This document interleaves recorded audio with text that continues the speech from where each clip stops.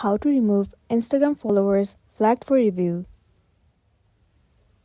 So, when Instagram flags followers for review, it generally means that some accounts following you are under security by Instagram for suspicious activity such as being bots, violating Instagram community guidelines, or engaging in spam-like behavior. These flagged accounts might be temporarily restricted or removed. So let's see how you can remove it. First of all, make sure you are running the latest version of the app. Once you have the latest version, simply open it. Enter your login credential and make sure that you are logged into a specific account. Once you have been logged in, now head over to your profile icon at the bottom right corner of the screen. It will open up your feed. Now head over to followers at the very top.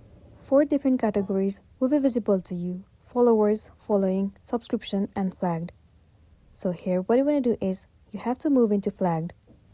It will land you on space. So in this page, you will see all the list of the followers that has been flagged for review.